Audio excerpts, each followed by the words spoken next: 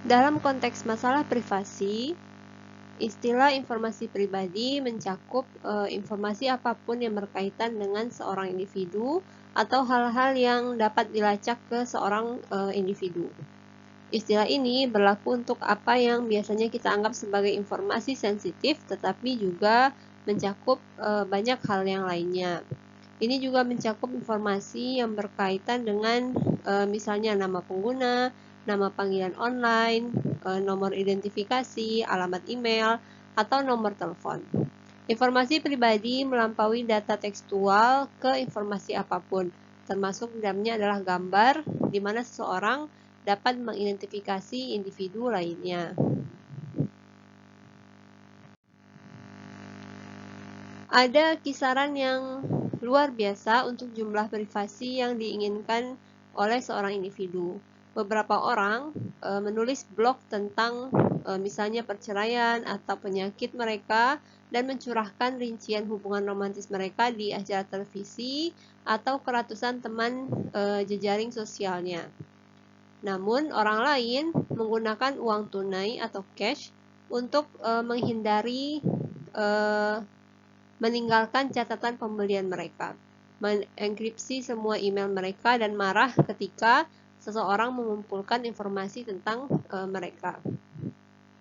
Prinsip utama untuk perlakuan etis terhadap informasi pribadi adalah persetujuan berdasarkan informasi.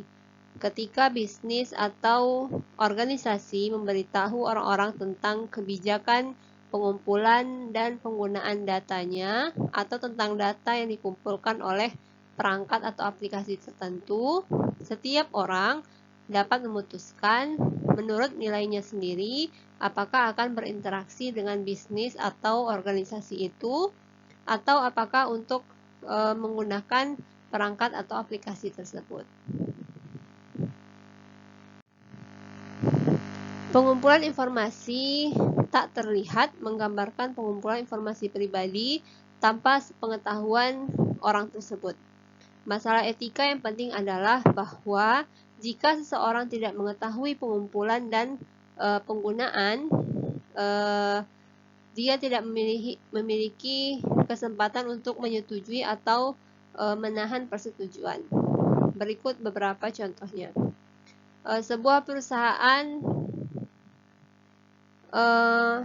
menawarkan program gratis untuk mengubah kursor browser website menjadi karakter kartun. Jutaan orang menginstal program tersebut, tetapi kemudian menemukan bahwa program tersebut mengirimkan laporan situs web yang dikunjungi penggunanya kepada perusahaan, bersamaan dengan nomor identifikasi pelanggan dalam perangkat lunak.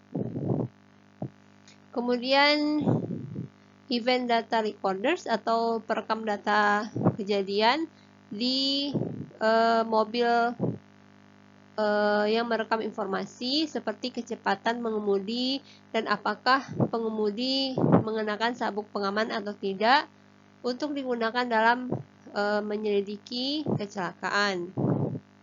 Kemudian ada yang namanya history sniffers, yaitu program yang mengumpulkan informasi tentang aktivitas online seseorang berdasarkan warna berbeda yang digunakan browser untuk menampilkan situs yang baru saja dikunjungi. Kemudian terdapat software yang bernama spyware atau yang disebut dengan spyware, sering diunduh dari situs web tanpa sepengetahuan pengguna yang secara diam-diam mengumpulkan informasi tentang aktivitas dan data seseorang di perangkatnya, kemudian mengirimkan informasi tersebut melalui internet kepada orang atau perusahaan yang menanam spyware tersebut. Spyware dapat melacak penelusuran web seseorang untuk perusahaan periklanan atau mengumpulkan kata sandi dan juga nomor kartu kredit yang diketik oleh pelanggan. Dan tentu saja aktivitas ini adalah ilegal. Apakah contoh tertentu dari pengumpulan data adalah pengumpulan informasi yang tidak terlihat? Dapat bergantung pada tingkat kesadaran publik. beberapa orang mengetahui data apa yang dikumpulkan, disimpan, dan atau dikirimkan oleh mobil mereka, tetapi kebanyakan tidak mengetahui hal-hal tersebut. Banyak bisnis dan organisasi memiliki pernyataan kebijakan atau perjanjian pelanggan yang memberitahu pelanggan, anggota, atau pelanggannya tentang kebijakan mereka dalam mengumpulkan dan menggunakan data pribadi. Tetapi banyak juga orang yang tidak membacanya, dan jika mereka membaca kebijakan tersebut, mereka juga akan lupa. Dengan demikian, ada dampak privasi yang signifikan dari banyak sistem otomatis yang mengumpulkan informasi dengan cara yang tidak jelas, bahkan ketika orang telah diberitahu. Namun ada perbedaan penting antara situasi di mana orang diberitahu tetapi tidak sadar dan situasi di mana pengumpulan informasi benar-benar terselubung.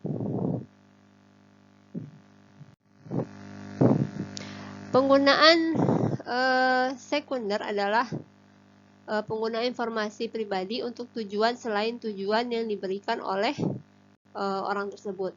Contoh penggunaan sekunder meliputi penjualan informasi kepada pemasar atau bisnis lain. Penggunaan informasi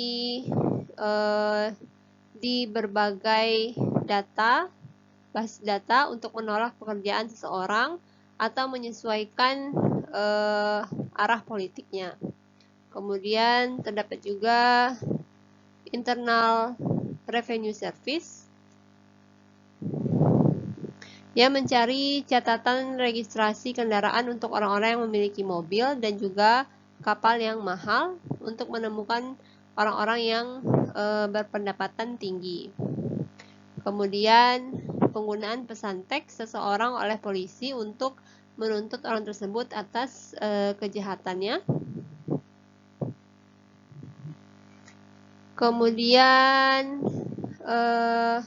penggunaan database pelanggan supermarket untuk menunjukkan pembelian alkohol oleh seorang pria yang menggugat toko tersebut karena dia jatuh. Salah satu isu kontroversial utama dari informasi pribadi adalah tingkat kontrol yang harus dimiliki oleh seseorang atas penggunaan sekunder informasi tentang mereka. Setelah memberitahu orang-orang tentang informasi pribadi apa yang dikumpulkan organisasi dan apa yang dilakukannya dengan informasi itu, kebijakan privasi berikutnya adalah yang paling sederhana dan paling diinginkan adalah memberi orang kendali atas penggunaan sekunder. Dua bentuk paling umum untuk memberikan kontrol tersebut adalah opt-out dan opt-in. Di bawah kebijakan opt-out, seseorang harus mencentang atau klik box dari sebuah kontrak, membership form atau agreement, atau memberitahu organisasi agar organisasi tersebut tidak menggunakan informasi seseorang dengan cara tertentu. Jika orang tersebut tidak mengambil tindakan, asumsinya adalah bahwa organisasi dapat menggunakan informasi tersebut. Di bawah kebijakan keikutsertaan opt-in, pengumpul informasi tidak boleh menggunakannya untuk penggunaan sekunder, kecuali orang tersebut secara eksplisit mencentang atau mengklik kotak atau menandatangani formulir yang mengizinkan penggunaan tersebut.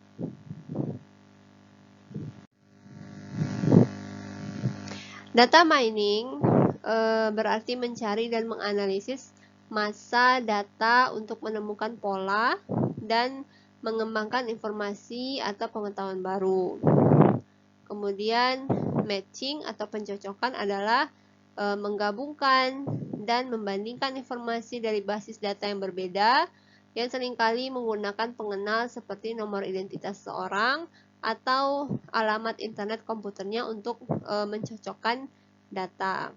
Kemudian profiling atau pembuatan Profil berarti menganalisa data untuk menentukan karakteristik orang yang paling mungkin terlibat dalam perilaku tertentu.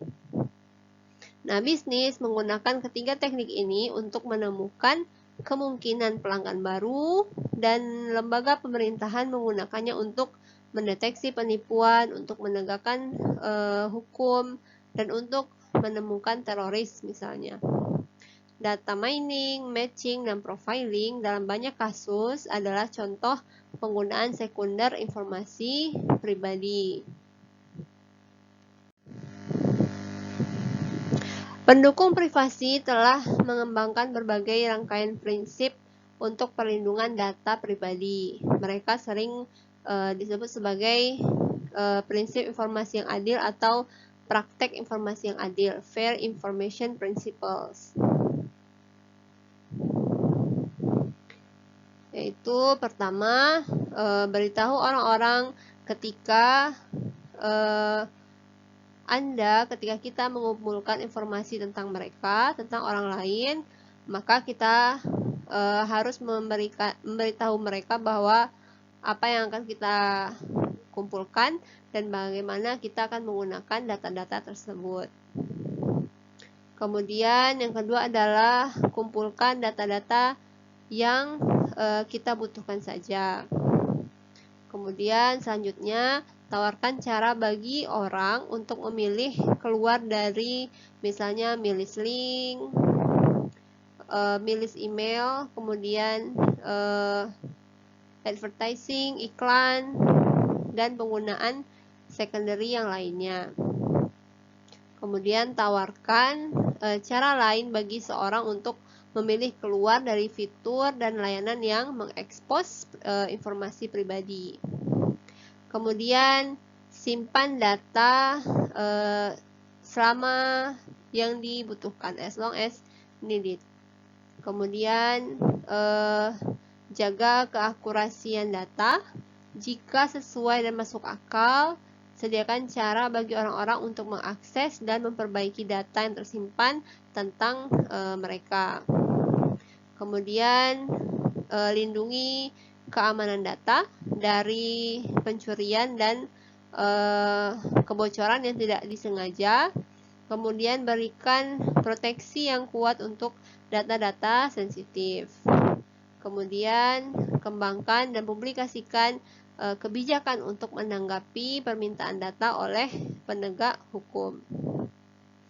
Mungkin sulit untuk menerapkan prinsip informasi yang adil pada teknologi dan aplikasi baru seperti kamera di tempat umum misalnya, sistem kamera polisi, dan juga Google Street View, serta sejumlah besar informasi pribadi yang dibagikan oleh orang lain di media sosial, dan masih banyak lagi. Perangkat terhubung ke internet yang kita gunakan, misalnya ketika seorang memasukkan informasi pribadi dalam tweet ke puluhan atau ribuan orang, nah bagaimana kita akan menentukan tujuan dia memberikan informasi tersebut? Dapatkah penerima menggunakan informasi tersebut dengan cara apapun?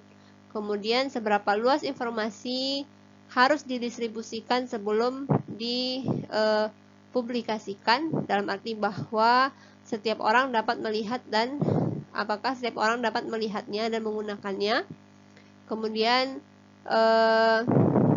jika orang telah setuju untuk berbagi informasi, maka konsekuensi dari cara baru berbagi atau kategori informasi baru dapat menjadi tidak terduga dan memberikan masalah yang baru.